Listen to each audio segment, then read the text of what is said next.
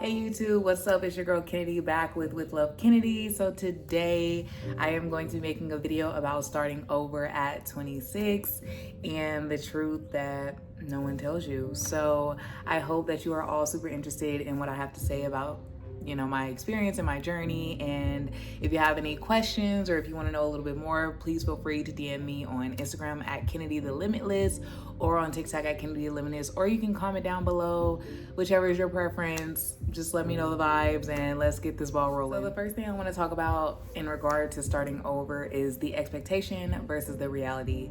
I do feel like now, especially in 2026, being 26, people just expect you to have everything figured out and expect you to just really have majority of everything together. And that may be true for a lot of people. I'm not going to be the one to tell someone that they can't have those things or that they can't be entitled to those things, because we all have different experiences.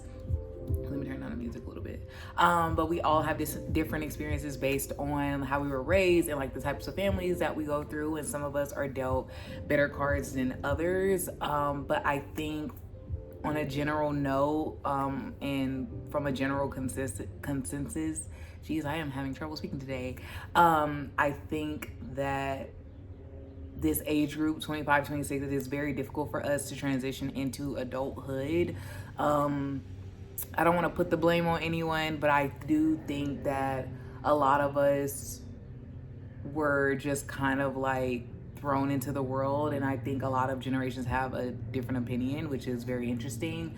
But I think the expectation is just like for us to just fully have everything figured out. And I think that we look on social media and we see TikToks and we see all these things that kind of like just give us a false preface of like what it's supposed to be like at the age 26 and the age 25. And again, like reiterating, that may be the truth for some people, but I think the reality is that this time frame is just like very difficult because a lot is changing in the body, especially if you're a woman. Like a lot is happening in the body, a lot is happening in the brain, a lot is happening as far as just like mindset goes and discipline goes and routine goes. And I think that it's important that we all take heed to that. The next point that I want to talk about is loneliness, fear, and freedom. I think that with starting over at the age 26, I think this time, I wouldn't say it's like the loneliest time of my life. I will say I felt that way at around like 23, 24, genuinely. But I do think the loneliness aspect of 26 is very different. I think there's a lot of beauty in it. I think there's a lot of joy in it. So like, I guess loneliness is not the right word. I think like solitude is the right word for this time. Like, I think when you're 26, you start to view being alone a lot differently than how you normally would at earlier ages. Like, I think it's common for most people to want to always be with people and wanting to be spending time with people and wanting to be in groups, and all of those things are great. All of those things are very, very great. I think it's very important to have community, but I do feel like loneliness or solitude is just a very beautiful thing to have at the age of 26. And I think starting over during this time has really just brought peace to me in regard to that. The next thing I want to talk about is fear. I think that this one is very touchy for a lot of people, especially during this time. I've had a lot of conversations with a lot of people in my life about fear and about like the impacts of it and how it has just like navigated the direction that they've gone in as far as like decisions goes. And again, similar to loneliness, like I think fear, I have developed a very good relationship with fear in regard to like just becoming like just a very fearless person. Like I genuinely do feel that way about myself, and I think most who know me could agree with that. I think starting over at 26 has shown me how fearless I am because I had the courage to start over.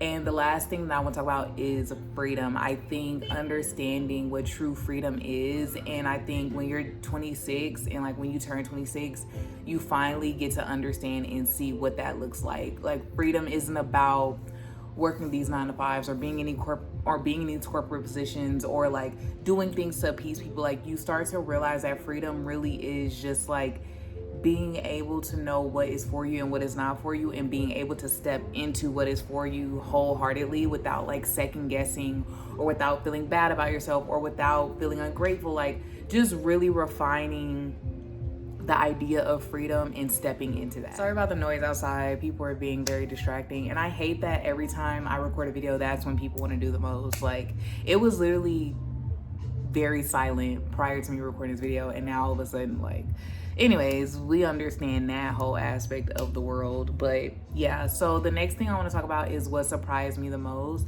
I would say what surprised me at 26 is how quick things happen. I think that we get so used to like controlling the pace and controlling the speed of like what we learn, what we do, how we do it, like just like everything. Like, and I think we learn that from our parents, because we watch our parents as we grow up navigate through things and make things work out, and we equate that with control, like we equate that with power. But I think when you actually step into adulthood and you get on the other side of the table, you start to see like, oh, like they were actually just like getting through it the best way that they could. And like, to us, from our perspective, it made it seem like they had full power over the situation.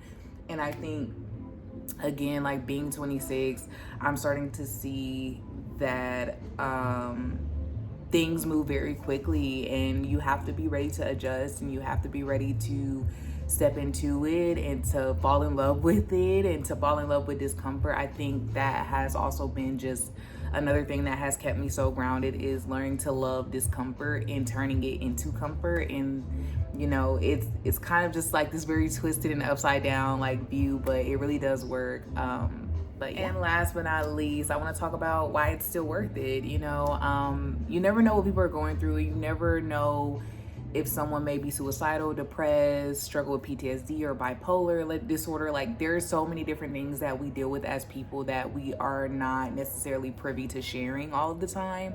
And so I really hope that this could help you or someone that you're close to, is like why it's still worth trying. Like, I think that it's very important to always remind yourself why faith is so important to have and why you should practice it.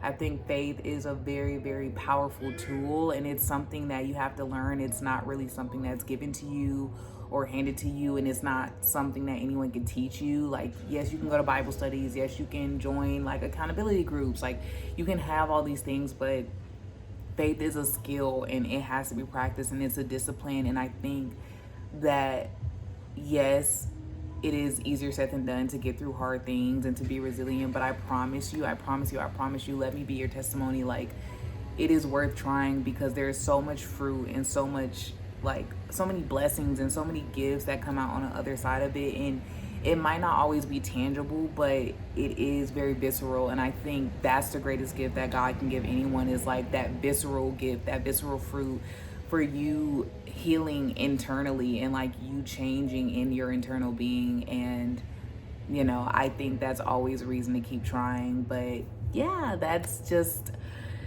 you know, that's just my perspective. That's all I have to say. I really appreciate you all for tuning in to my video again. I love to keep chatting with you all about my journey and the things that I'm going through and like what I'm learning. But yeah, again, follow me on Instagram, TikTok at Kennedy the Limitless. I also have a program that is out now on my Instagram page through Linktree. So please purchase if you want to get into shape, because y'all know y'all see the muscles on this girl.